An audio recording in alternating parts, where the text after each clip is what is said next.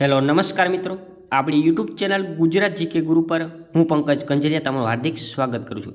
મિત્રો, આજે આપણે આ વિડીયોની અંદર અગત્યના ક્વેશ્ચનો જે છે એ આપણે જોવાના છીએ। તો ચાલો શરૂ કરીએ। વિડીયો શરૂ કરતાં પહેલાં ચેનલ પર નવા ચેનલને સબસ્ક્રાઈબ કરી લો। વિડીયો સારો લાગે તો લાઇક કરો, તમારા મિત્રો જોડે શેર કરજો। સૌપ્રથમ આપણો ક્વેશ્ચન છે કે કયા મંદિરના પરિસરમાં વિષ્ણુકુંડ, બ્રહ્મકુંડ અને શિવકુંડ આવેલા છે? વિષ્ણુકુંડ, બ્રહ્મકુંડ અને શિવકુંડ આવેલા છે તો એ છે ત્રિનેશ્વર મહાદેવનું મંદિર, એટલે કે તરણેતરનું જે મંદિર કહીએ છીએ તરણેતર, ઓકે, તો તરણેતરના મંદિરની અંદર વિષ્ણુકુંડ, બ્રહ્મકુંડ અને શિવકુંડ જે છે આવેલા છે, એટલા માટે એને ત્રિનેશ્વર મહાદેવનું મંદિર કહેવામાં આવે છે। ત્યાર પછી સિદ્ધ ચોરાસીના બેસણા ક્યાં આવેલા છે? તો સિદ્ધ ચોરાસીના બેસણા જે છે એ ગિરનાર ઉપર આવેલા છે। ક્યાં આવેલા છે? ગિરનાર ઉપર સિદ્ધ ચોરાસીના બેસણા આવેલા છે, એટલે કે 84 અહીંયા સીધો થઈ ગયા છે ગિરનાર પર્વત ઉપર।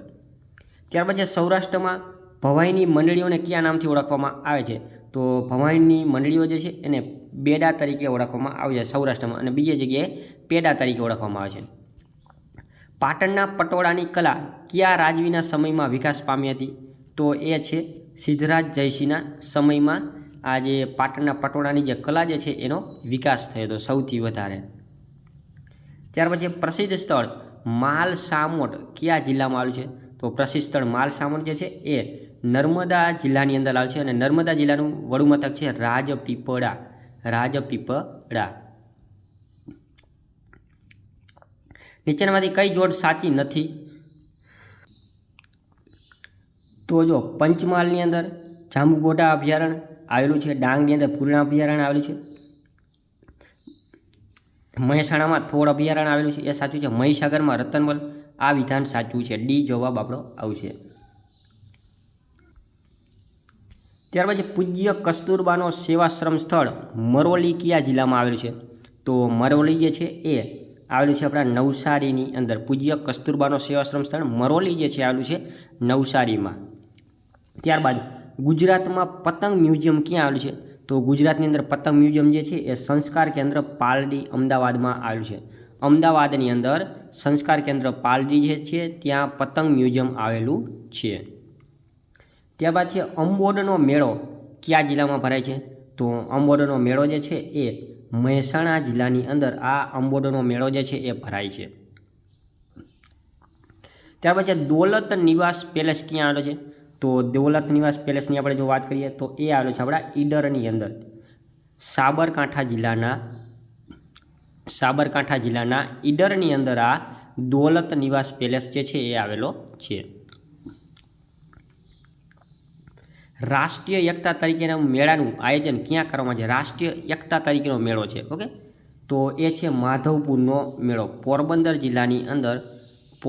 જિલ્લાની અંદર જે માધવપુર જે છે ત્યાં રાષ્ટ્રીય એકતા તરીકેનો મેળો ભરાય છે, માધવપુરના મેળાને ઓળખવામાં આવે છે। ત્યાર પછી ભાથીજી મહારાજનું મંદિર ક્યાં આવેલું છે? તો ભાથીજી મહારાજનું મંદિર ફાગવેલમાં આવેલું છે, અને ફાગવેલ જે છે આપણા ખેડા જિલ્લામાં આવેલું છે। ત્યાર પછી હસ્તકલા ઉદ્યોગની સંસ્થા રૂપાયતન કયા જિલ્લામાં આવેલી છે? તો રૂપાયતન સંસ્થા જે છે ને તે આપણા જૂનાગઢની અંદર આવેલી છે। ત્યાર પછી બિલેશ્વર મહાદેવનું પ્રાચીન મંદિર કયા જિલ્લામાં આવેલું છે? તો બિલેશ્વર મહાદેવનું પ્રાચીન મંદિર આવેલું છે આપણા રાજકોટ જિલ્લાની અંદર આ બિલેશ્વર મહાદેવનું પ્રાચીન મંદિર જે છે એ આવેલું છે। ભારતનું એકમાત્ર કુંતા માતાનું મંદિર ક્યાં આવેલું છે? ભારતનું એકમાત્ર કુંતા માતાનું મંદિર ક્યાં આવેલું છે? તો કુંતા માતાનું મંદિર જે છે ભારતનું એકમાત્ર એ આસજોલની અંદર આવેલું છે। ક્યાં? આસજોલની અંદર આ કુંતા માતાનું મંદિર જે છે તે આવેલું છે। દાંડી યાત્રાનું ચિત્રાલેખન કરી આલ્બમ બનાવનાર ચિત્રકાર કોણ હતા? તો એ ચિત્રકાર હતા આપણા કનુ દેસાઈ। કોણ હતા? કનુ દેસાઈ। દાંડી યાત્રાનું ચિત્રાલેખન કરીને એનું આલ્બમ બનાવનાર ચિત્રકાર હતા કનુ દેસાઈ। ત્યાર પછી નજરબાગ પેલેસ ક્યાં આવેલો છે? તો આપણો નજરબાગ પેલેસ છે એ આપણા વડોદરાની અંદર આવેલો છે નજરબાગ। કચ્છની અંદર શરદબાગ પેલેસ આવેલો, ભાવનગરમાં નીલમબાગ પેલેસ આવેલો, ઓકે, અને સૌથી મોટો ગુજરાતનો પેલેસ જે છે એ લક્ષ્મી વિલાસ પેલેસ એ અહીંયા આપણા વડોદરામાં આવેલો છે। ભુજંગ નાગનું મંદિર ક્યાં આવેલું છે? તો ભુજંગ નાગનું મંદિર જે છે ભુજમાં આવેલું છે અને થાનની અંદર વાસુકી નાગનું મંદિર આવેલું છે. જેનું વાસુકી નાગનું મંદિર કહે તો થાનમાં આવેલું છે અને ભુજંગ નાગનું મંદિર કહે તો એ ભુજની અંદર આવેલું છે. કાઠિયાવાડના રત્ન તરીકે કોને ઓળખવામાં આવે? તો કાઠિયાવાડના રત્ન તરીકે કોને ઓળખવામાં આવે? તો એ છે આપણું જામનગર. જામનગરને કાઠિયાવાડના રત્ન તરીકે ઓળખવામાં આવે છે. પોરબંદરનો સુદામાપુરી તરીકે ઉલ્લેખ કયા પુરાણની અંદર કરવામાં આવેલો છે? તો એ છે આપણા સ્કંદ પુરાણ. સ્કંદ પુરાણ જે છે એની અંદર આપણા પોરબંદરનો સુદામાપુરી તરીકે ઉલ્લેખ કરવામાં આવેલો છે. ત્યાર પછી દ્વારકા જે છે એ દરિયામાં ડૂબી ગઈ, તેના અવશેષો કોને શોધ્યા હતા? તો દ્વારકા આપણા દરિયામાં ડૂબી ગઈ, એના અવશેષો ડૉક્ટર S.R. રાવ દ્વારા શોધવામાં આવ્યા હતા 1980ની અંદર. ત્યાર પછી જાણીતું સ્થાપત્ય મોહમ્મદ પન્ના મસ્જિદ ક્યાં આવેલી છે? તો મોહમ્મદ પન્ના મસ્જિદ જે છે આપણા કચ્છની અંદર આવેલી છે. જાણીતું સ્થાપત્ય છે મોહમ્મદ પન્ના મસ્જિદ, તો એ આપણા કચ્છની અંદર આવેલું છે. જામનગર શહેરની સ્થાપના કોણે કરી હતી? તો જામનગર શહેરની સ્થાપના જામ રાવળે 1540માં કરી હતી. ત્યારબાદ જ્યુબેલી પુલ ક્યાં આવેલો છે? તો જ્યુબેલી પુલ આવેલો છે આપણા પોરબંદરની અંદર અને જ્યુબેલી ગાર્ડન પૂછે, જ્યુબેલી ગાર્ડન તો આપણા રાજકોટમાં આવેલો છે. વલ્ભાચાર્ય ગોસાઈજીની બેઠક ક્યાં આવેલી છે? તો એ બેઠક આવેલી છે આપણા દ્વારકાની અંદર, વલ્ભાચાર્ય ગોસાઈજીની. અને અહીંયા આપણી જે 4 પીઠો આવેલી છે એમાં શારદા પીઠ આવેલી છે. ત્યાર પછી ગંગાજી અને યમુનાજી નામના કુંડ ક્યાં આવેલા છે? તો ગંગાજી યમુનાજી નામના કુંડ જે છે ને એ કચ્છની અંદર રામપર વેકરા ખાતે આ ગંગાજી અને યમુનાજી નામના કુંડ જે છે તે આવેલા છે.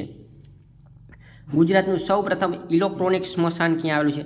તો ગુજરાતનું સૌપ્રથમ ઇલેક્ટ્રોનિક સ્મશાન જે છે એ આપણા જામનગરની અંદર આવેલું છે. ગુજરાતમાં સૌથી નાનું અભયારણ્ય કયું છે? સૌથી નાનું અભયારણ્ય તો એ છે આપણું પોરબંદરની અંદર સૌથી નાનું અભયારણ્ય, કંઈક 0.09 ચોરસ કિલોમીટરમાં આવેલું છે. ઇન્ડોલોજિકલ રિસર્ચ ઇન્સ્ટિટ્યૂટ ક્યાં આવેલું છે? તો એ ઇન્સ્ટિટ્યૂટ આવેલું છે આપણા દ્વારકાની અંદર. ઇન્ડોલોજિકલ રિસર્ચ ઇન્સ્ટિટ્યૂટ દ્વારકાની અંદર આવેલું છે. ભદ્રેશ્વર જૈન દેરાસરનો જીર્ણોદ્ધાર કોના દ્વારા કરવામાં આવ્યો હતો? તો ભદ્રેશ્વર જૈન દેરાસરનો જીર્ણોદ્ધાર શેઠ જગદુશા દ્વારા કરવામાં આવ્યો હતો. મહાભારત કાળની પાંડવકુંડ વાવ પણ અહીંયા આવેલી છે. 52 જૈન દેરાસરો આવેલા છે. ચોખંડા મહાદેવમાં સિદ્ધરાજ જયસિંહે કોતરાવેલા 1139નો શિલાલેખ આવેલો છે. અને ભદ્રેશ્વરમાં દુધિયા વાવ પણ આવેલી છે. દુધિયા વાવ અને પાંડવકુંડ વાવ જે છે અહીંયા ભદ્રેશ્વરમાં આવેલી છે. જામનગરમાં આવેલ આયુર્વેદિક યુનિવર્સિટીની સ્થાપના કઈ સાલમાં કરવામાં આવી? તો એની સ્થાપના જે છે 1967ની અંદર આ આયુર્વેદિક યુનિવર્સિટીની સ્થાપના જે છે એ કરવામાં આવી હતી. ખંભાળાનો મહેલ ક્યાં આવેલો છે? તો ખંભાળાનો મહેલ જે છે એ પોરબંદરની અંદર આવેલો છે. ખંભાળાનો મહેલ અને ફોદાળા સરોવર.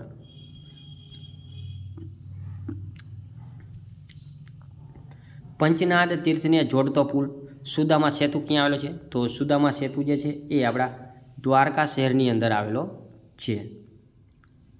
ત્યારબાદ એશિયાનું સૌપ્રથમ વિન્ડ ફાર્મ ક્યાં આવેલું છે? તો એશિયાનું સૌપ્રથમ વિન્ડ ફાર્મ જે છે આપણા માંડવીની અંદર આવેલું છે. માંડવી કયું? તો કે કચ્છ જિલ્લાનું માંડવી. ગુલાબ કુંવરબા આયુર્વેદિક કોલેજ ક્યાં આવેલી છે? તો ગુલાબ કુંવરબા આયુર્વેદિક કોલેજ જે છે એ આપણા જામનગરની અંદર આવેલી છે. શ્રી કૃષ્ણની રાણી જાંબુવંતીનું ભોંયરું, ઓકે અહીંયા ટાઈપિંગ મિસ્ટેક છે, ભોંયરું બાકી રહી ગયું ટાઈપ કરવાનું. તો જાંબુવંતીનું ભોંયરું ક્યાં આવેલું છે? તો એ આપણા પોરબંદર જિલ્લાની અંદર રાણા વાવની અંદર આવેલું છે. અહીંયા છે મિલિયોલાઇટ. ઓકે, મિલિયોલાઇટ પ્રકારનો ચૂનાનો પથ્થર ક્યાંથી નીકળે છે? તો મિલિયોલાઇટ ચૂનાનો પથ્થર જે છે એ આપણા મીઠાપુરમાંથી નીકળે છે. સમગ્ર ભારતનું એકમાત્ર પ્રાઇવેટ બીચ ક્યાં આવેલો છે? તો પ્રાઇવેટ બીચ એકમાત્ર આવેલો છે આપણા માંડવીની અંદર. માંડવીની અંદર, કચ્છ જિલ્લાના માંડવીની અંદર પ્રાઇવેટ બીચ આવેલો છે. બરડા અભયારણ્ય કયા તાલુકામાં આવેલું? તો બરડા અભયારણ્ય જે છે પોરબંદર જિલ્લાના રાણાવાવ તાલુકામાં આવેલું છે. ત્યાર પછી મિલેટ રિસર્ચ સ્ટેશન ક્યાં આવેલું છે? તો મિલેટ રિસર્ચ સ્ટેશન એટલે કે બાજરા સંશોધન કેન્દ્ર, તો આ આવેલું છે આપણે જામનગરની અંદર બાજરા સંશોધન કેન્દ્ર આવેલું છે, જેને મિલેટ કહેવામાં આવે છે. તો મિલેટ રિસર્ચ સ્ટેશન જે છે એ આપણા જામનગરની અંદર આવેલું છે. ઓકે.